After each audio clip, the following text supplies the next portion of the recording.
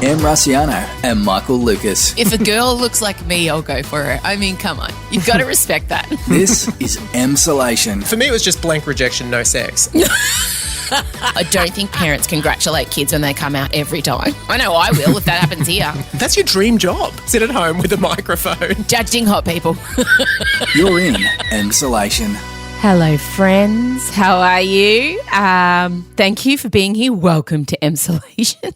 We've had a lot of feedback about Tuesday's episode, specifically mine and Scott's session. Some of you said it felt like a window into your soul. Others were just intrigued to hear the dynamics of my husband and I. I know our marriage does remain a mystery to a lot of people because we do appear to be polar opposites, and no, that is the truth. But if we were able to help in some way, all you hyper-emotionals out there on feeling me and all you hyper-rationals out there were feeling Scott. But that's okay, you know.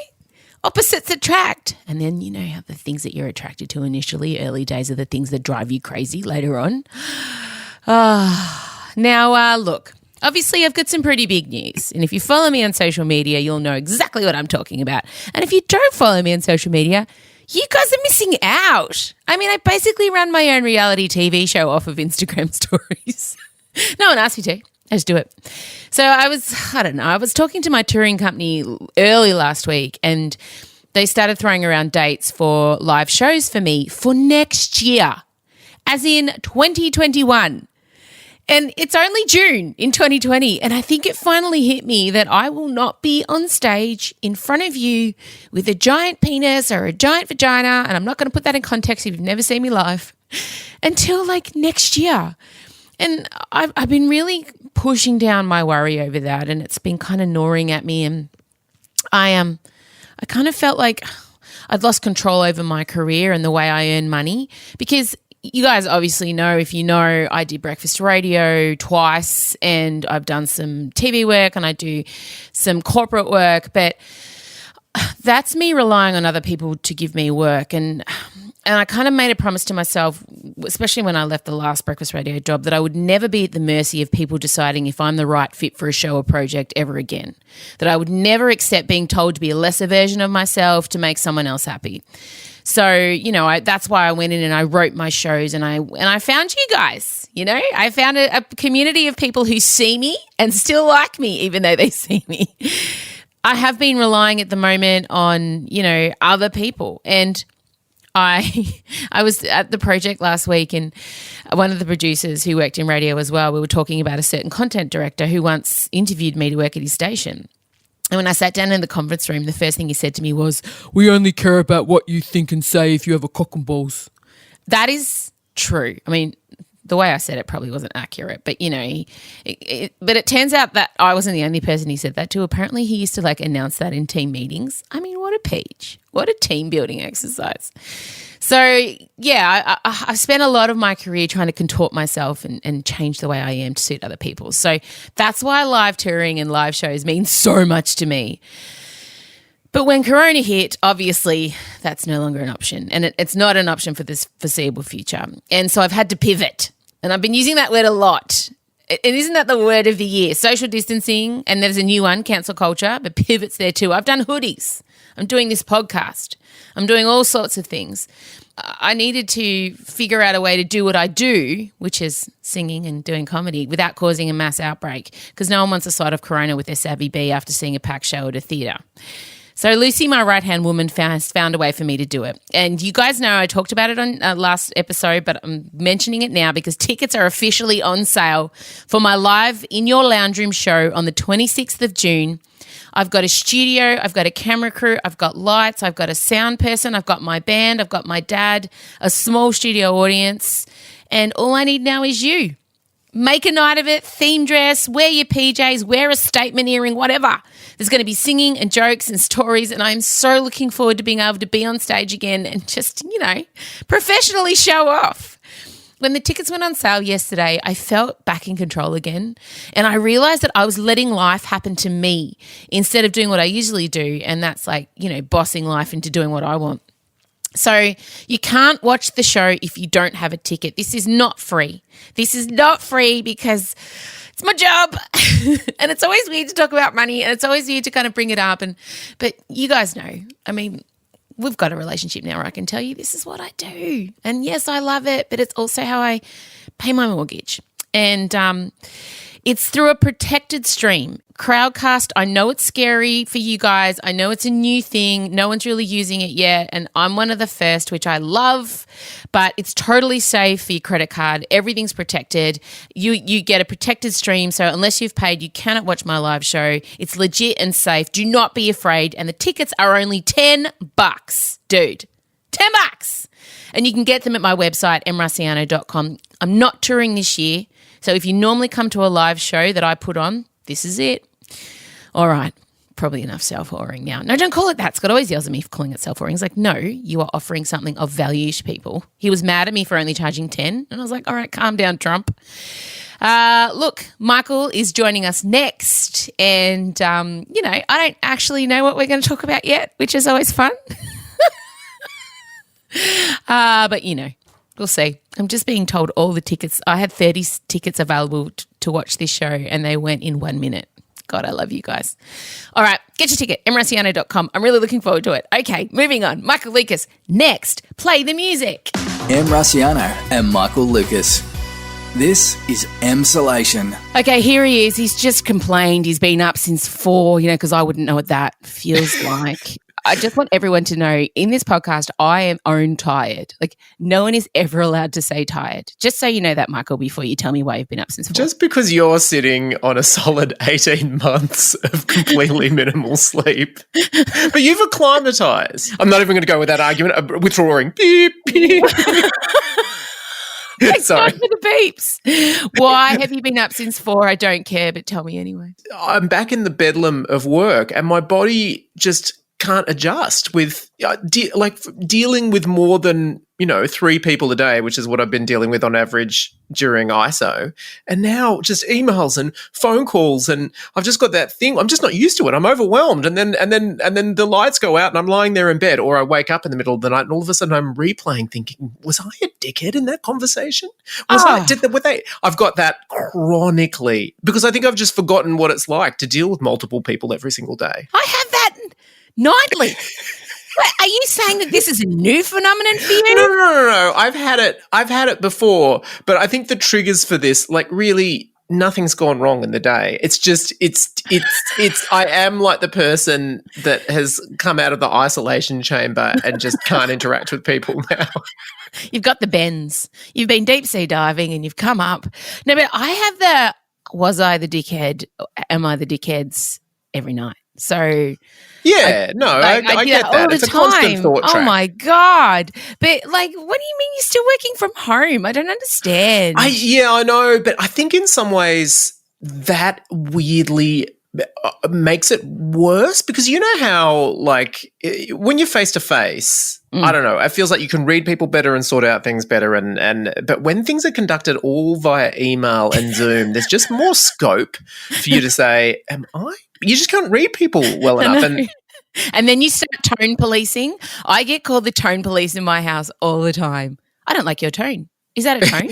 What tone are you taking with me? But my kids and my husband know very well that they have to really think about how they're going to pitch a sentence. Not what the words are, how the words sound. Well, fair enough. They can really bring you down. And I can hear a tone through 4 brick walls. So I might walk out of a room and Marcella might say, all right, yeah. And I will hear that tone from 50 metres down the other end of the house and I'll race back in there. What did you say? And she's like, how did you hear that? Look, I'm a tone police, mate. You're like, I felt every inch of dismissiveness and contempt in that. I'm getting a lot of that from my 13-year-old. Not so much Teller. Teller and I are bosom buddies. Odie's really shifted hard into teenage gear. And I was the same with my mum, because Chella and I are have been best friends since she was born, and she never went through the teenage phase. She kind of soared into middle-aged woman at about 10. Me too. I also soared into middle-aged woman at 10. I had some teen times, and Odie's you did. Yeah, Odie's having some real teen times. She's TikToking and always on the TikTok and learning everything from TikTok, and she's always in her room room and she'll come down with like a full face of makeup on just because she's doing a tutorial for herself. She never puts them anywhere. Or like she wanted to show a friend something and she'll get home from school at 4 and then she'll go up to her area, her nook, her little art studio, and I won't see her again for the night. So I'll walk out and go, hey, going up there? And she's like, fine. And she's been watching a lot of Vampire Diaries. She's really retreating into vampire world, and we have that in common. But she doesn't want to talk to me about vampire sexy shows. Oh, I try and bring it up. Yeah. It's one thing for her to be captured by some sort of new technology or strange new genre that you didn't know, but for her to be digging on the kind of stuff that is in your wheelhouse and not wanting to share it, I'm sorry. Do you think she'll come? I mean, she'll come back when yes. she was such she'll come good. I mean, she's still the funniest person in my life. She's so hilarious. She's so cutting and dark, but then also cheery, but she just doesn't want a bar of me. And so I'm overextending and oh God. Trying to win her back. Stop. And Chella watches me go through the spiral. So first of all, I'll get mad at her and then I'll go and buy her something to try and win her love and then I'll ignore it and then like I'll come back and say, oh, you got to clean your room and then I'll help her clean it. Like I'm in a real shame spiral with my 13-year-old. Then you'll have an irrational explosion about tone in her voice. Yes, I do. Oh, my God, you're in my house. Now, we do have to talk about the fact it was your wedding anniversary. Oh, yeah, yes. I mean, I wouldn't say we celebrated in spectacular style, but I know 2 years and Jesus Christ, really a lot of things. Like, it's not like I'm going to look back and say no curveballs thrown your way in those 2 years. It was 2018 to 2020. Jesus, who knew what was around the corner? God, I was newly pregnant at your wedding. No one knew. You knew. That was it because you knew before as soon as I weed on the stick. Like, yes. You were the first person who found out I was having a baby. Was I? I came out and I tried to call you multiple times and you didn't answer. And I was like, oh, all right, mate. So I took a picture of the positive test result and texted it to you and got a text message straight back. I'm in a meeting. That's right. That's right. I would have thought Scott would have got that same thing, but no, I'm down with it. No, nah, because I needed a positive response. Because Scott is a very calm, planned person, and something like a pregnancy, he likes to take it in. And Scott's not someone who will go, oh my God, that's amazing! This is so exciting. He's not me. So what I needed in that moment is someone who was like me to go, oh my God, and you gave me exactly what I wanted. I still remember at Elio's birth, there was huge controversy that day because I had conjunctivitis. Pink eye. Is that what isn't pink eye a separate thing? Isn't pink eye poo in your eye? Yes, and I don't think conjunctivitis is that necessarily. Anyway. Yeah, okay. Well, still under contention. But it was terrible. We were in January and Em's due date's approaching and you got this eye infection. I was VIP pass straight in. Yeah, Michael was going to be in the opera, like seeing the baby born and being a part of it all. And then each day I'm requiring selfies from you, photos of your eyes. Yeah. Just getting worse and worse. I know. Like, oh my God, you're going to miss the birth of my child because you can't wash your hands after you do a poo. At the time you blamed my workload. Yeah. You were saying you always work too much and then your immune system goes down. Yep. But I don't know that stacks up because we just come off the summer break. So I really don't think it was that. No, you worked all through that. You know you did. And you have the immune system of a cobweb and a hurricane. Like seriously, that is the strength of it. It is terrible. I cannot believe you didn't get Rona. I cannot believe that you didn't get coronavirus, to be honest. Well, I had a moment where I thought that I did have it, remember? Oh, didn't we all? Every time I sniffed, oh my God, it's Rona. Oh my God, it's Rona. I've got to get a test. But speaking of Scott's chillness, as opposed to my, flappy-armed excitement, I do remember, because I was there with your mum and the girls, waiting for the news, and then finally Scott emerged and beaming with love. He just sort of was quiet for a minute and goes, yeah, this is going to be good. Well, that's when he realised it was, because that's how long it takes him. It took him 9 months to kind of go, oh, yeah, it's going to be good. I think it took him about 19 years to say that about me. I think he's still just going, oh, it might work out. We'll see how we go. Your wedding anniversary, I was out with you Friday night and with Adrian, your husband, and he felt a little let down by your lack of acknowledgement. I know. Because first year anniversary, I booked months and months and months in advance. We went to Vue de Monde. I mean, I went to I know, you really peaked. This year, we got caught up in lockdown and Rona, and then to compound matters worse, another friend and I made arrangements for the Saturday dinner, which Adrian was involved with, but it was only afterwards that I was like, oh, that's our anniversary. How am I going to spin this? Oh, mate. That was bad. But he cooked a lovely meal last night. You'll notice I didn't relentlessly text you. Normally we have a relentless text conversation. I thought I'm going to let them have their little anniversary. Oh, which is nice.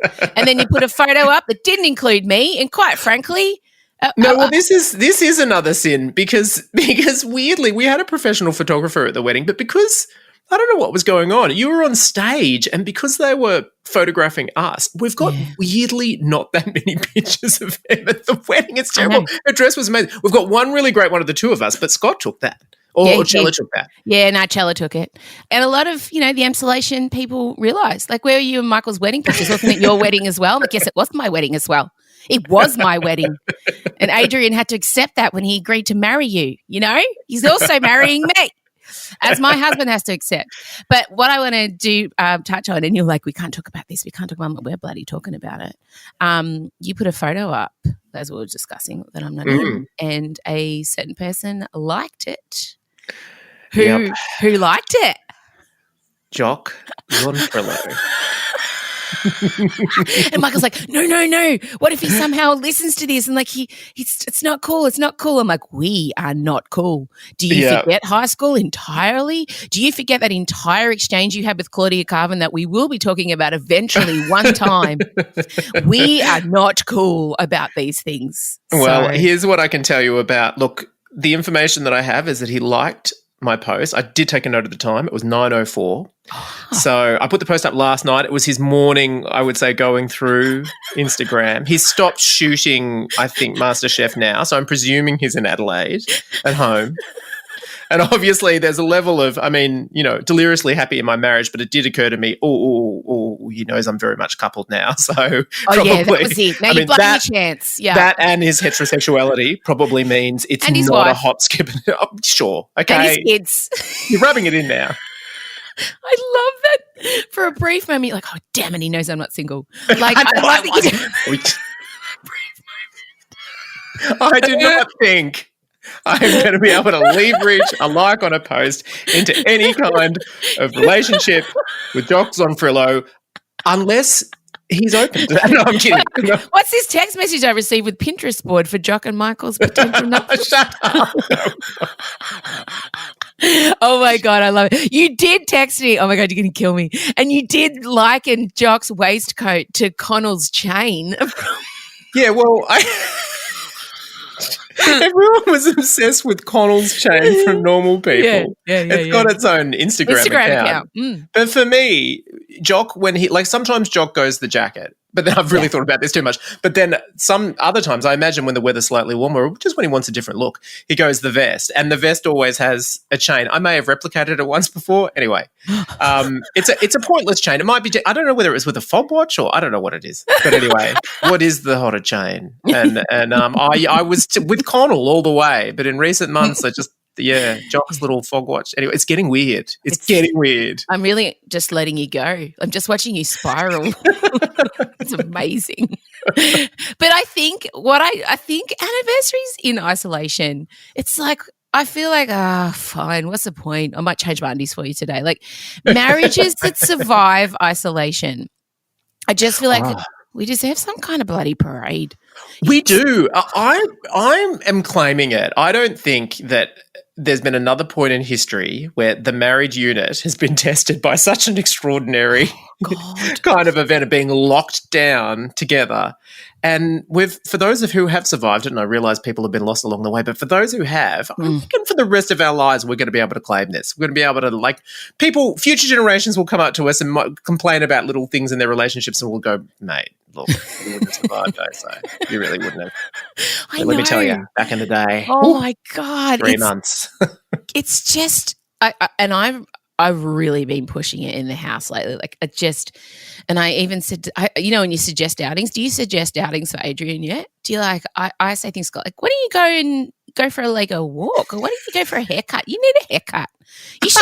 You should go get a haircut today. So he is. Oh, do you want to go get a never coffee? needs any encouragement. Why don't you just say go for a ride? And then I know. He'll just casually go down to Torquay and back. No, he's got his bloody Gaines cave. So he's got this indoor cycling thing set up in the baby's old nursery, by the way. Don't worry, the baby's just sleeping in the bed on my neck, headbutting me at night. It's a great setup. And like I'll just hear the door close and then you'll hear the and then you'll hear him like doing the spitting thing. And he's just in there with no top on and his neck's riding on a roller and he has the Tour de France on a screen in front of him like he's a rider in the Tour de France. And then so he's not leaving the house because he's set up an indoor cycling situation. I'm like, just go. Ride for pack a swag. I'll see you in a week. Like, whatever. Like, there used to be a time where I would count down the seconds till he got home from work, early days. You know, I'd say, call me when you're leaving so I can start cooking dinner and make sure the house smelled nice. And Scott really loves eucalyptus, so I'd put some eucalyptus oil on to burn and everything would be clean. And, like, I just was thinking about those days and now it's just like, oh, my God, get out. No, we haven't had a similar thing. I haven't been expelling him from the dwelling. Our biggest weird tension is what are we going to watch on TV tonight? And thank God we're united by Masterchef. But once we get past that sort of 8:45 slot, we have to pick a drama, the negotiations start early. Same. We both have our preferences. And Adrian's a weirdo. He likes like credible art house kind of everything has a message and a meaning and it's correct and he likes to watch an auteur work on the Criterion channel. Whereas we just want like Bette Midler and camp and what trashy trash can we take in tonight? I know it's same with Scott and I. Scott watches, proper movies and I'm like, oh, can I choose tonight? I'm trying to make my way through. When you find something that you both love, it's electrifying. Yeah, we've got Rami on Stan. You've got Rami. You've got a couple show. Oh, our couple show is The Last Kingdom, Violent Vikings. I think that says a lot for both of our relationships. It absolutely does not surprise me that you're into that. I'm impressed that Scott has got there. Yeah, I mean, there's no genre you like more than the incredibly buffed, long-haired, savage warrior. Thank you. It's true. And people are surprised when they hear that is my favourite genre, is Violent Vikings. For some reason, I can suspend all of my morals when I watch these hard-bodied, plaited, tattooed men battle it out on the scene. I think that anyone who has listened to multiple episodes of this podcast will know that when it comes to hard-bodied men, yes, all your morals and ethics can be very rapidly suspended. By the way, trending number 1 on Netflix now. So we've really taken 365 Denny to new heights. And if Massimo is not sending me a personal DM, I don't even know what's right in the world anymore. You talk about your obsession with Jock. Now, when you look in my suggested Instagram posts, it's just 100 different accounts dedicated to him. Instagram is totally tapped into what I've been searching over the week. No one can access your Instagram search history, right? How do you delete that? I can't figure out. I've been trying to Google how do you delete your Instagram search history. You can't. No. Is it more responsive now on the algorithms? Because like you, I checked out some Massimo Instagram things and I've had the same thing. Just everything is Massimo. I know. Oh my God, 365 Denny. I'm going to have to watch it again. Marcella's refusing. She won't watch it. She says it's rubbish. I'm like, this from the person who watches Gilmore Girls every day. But now she's got a standard. She won't watch it. Can't get her to do it. I have to. I'm probably with her on that one. I do think Gilmore Girls is a cut above. I mean, we are watching it with great levels of irony, but nah, I think it's probably good. I think in time, in future decades, we'll look back on this and when it's good that she drew a line at some point. When we hit our logical endpoint of just watching terrible, shitty B movies on the couch, and she has an actual life, I think it's good that her path diverges from us. Look, I just want to say to you, if there isn't a kidnap plotline in 5 bedrooms, some sexy kidnapping, I'll be very upset. The people have spoken. They want sexy kidnapping scenarios. All right. And yachts. Can Channel 10 afford a yacht? Can someone find out? Can we move the whole show to a yacht with 5 bedrooms? That would be a good concept for one of the series, but don't get it. Buy a boat together. Oh my God, they could buy a boat. It'll be called 5 Cabins. Yes. Coronavirus hits. They've decided they want to wait out the virus in the high seas. So they all buy a boat together and they pick up hot pirates. This thing writes itself. I can't believe you won't let me in your plotting room. Like, honestly, for me, that was a great audition. You can invoice me later. All right, you better go. I know you've got work to do. Good. We didn't know what was going to happen, and just a normal conversation happens. So, sexy pirates. People are asking if you can come to my live show, but we are under very strict numbers for the live show. So I'll have to see if I can get a spot. Oh, what do you mean? But hang on, I can what? Hang on, what do you mean as a viewer? People are asking if you can kind of like pop on the camera and say hi to everyone, like, you know, together with me live from the studio that we're shooting it from. But I have seen some weird things when there has been video of me, some comments that are like, oh, that's what he looks like. I imagined him being much smaller. What? You do have a delicate voice. You do have. I don't have the Massimo. No, you have a melodic voice. Like if someone was to say to me, "This is a woman in her 60s," I would not be surprised. All right, go. I'm spiraling now. I'm spiraling. Okay, all right. Goodbye. All right, I'll talk to you later. Bye. This is Emsolation. All right, well, as another Emsolation episode draws to a close, I wanted to let you know about a fantastic organisation called Deadly Connections. Now, you know, each week I want to highlight an organisation that supports and uplifts Indigenous Australians. Last week we did Sisters Inside, and this week, Deadly Connections. This is from their website. As an Aboriginal-led organisation, our roots lie within the communities we work with. With a lifetime of lived experience in Aboriginal communities, we understand the challenges our people face. We provide the right type of support when needed. We place culture, healing, true lived experience, deep community connections, and self-determination at the centre of all we do. We embody and embed holistic, community-based, decolonising approaches to connecting First Nations people to their cultural, inner and community strength. We advocate and collaborate to improve justice and child protection systems. Now, this is a great organisation, you guys, because it's run by and for Indigenous Australians. Because our Indigenous community knows themselves best and they know what needs to happen within their community. And I think this is such a worthwhile organisation for you guys to get behind. So if you'd like to donate or help out in other ways, there's lots of suggestions on their amazing website. It's deadlyconnections.org.au. All right, well, that's it. Thank you so much for dropping by and, I'll talk to you. I've got a very special episode coming out next week. There's going to be a bonus Emsolation conversation with a favourite. She's a big deal. She's got a lot of followers and she's agreed to be a guest on the show. So it's going to be wild. I'm looking forward to you guys hearing that. But otherwise, have a great weekend and I'll talk to you next week. Bye.